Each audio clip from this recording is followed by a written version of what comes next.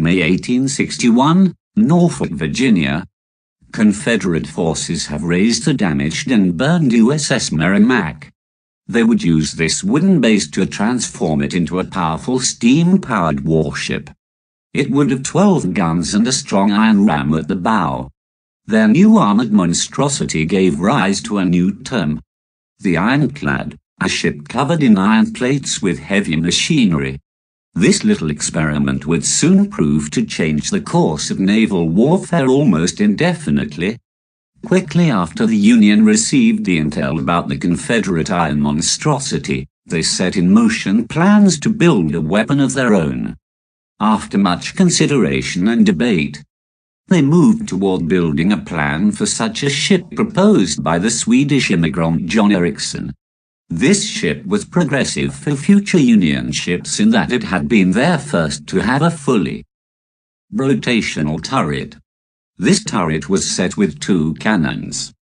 What the vessel lacked in firepower, it would make up for in speed. March 8, 1862, the Merrimac, now having been rechristened the CSS Virginia, was to have both her first trial at sea and her first battle. Finally, she was lowered into the Elizabeth River and steered forward towards the Union blockade at Hampton Roads, Virginia. The ship was headed by James Buchanan. Quickly, the ship took its first casualty with the brutal sinking of the USS Cumberland.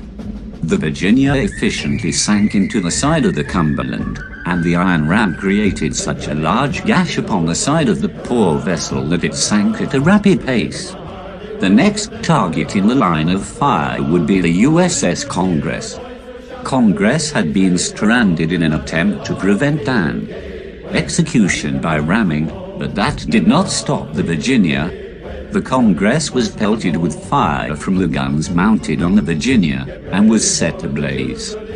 There was no mercy from the Confederates.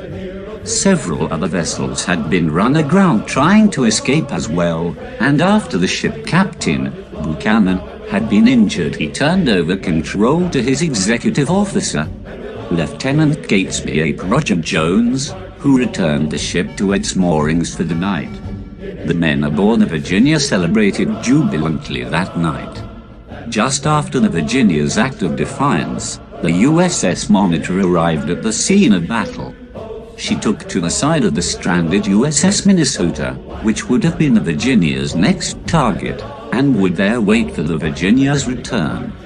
Indeed, the next morning, when the CSS Virginia returned to Hampton Roads to finish off the Minnesota, and likely other ships. However, instead of another day of destruction, the Monitor took its stand. Almost instantaneously, the Virginia would try and eviscerate its new enemy with a charge of its ram. However, this proved futile as the Monitor quickly dodged. Afterwards, they both tried to break through the other's defenses with their guns. This too was impossible. The iron armor of the ships proved so strong that shells were almost bouncing off the sides. Neither side appeared capable of breaching the hide of the opposing iron creation. Thankfully, after much time and gunfire, the captain aboard the Monitor had been stunned and temporarily blinded by a shot towards his face, and pulled the Monitor out.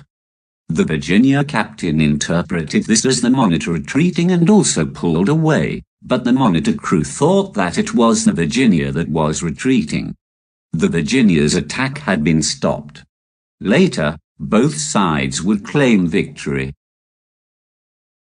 Although both ships did not last much over a year, the CSS Virginia was blown up instead of falling into Union hands, and the USS Monitor sinking under intense storm.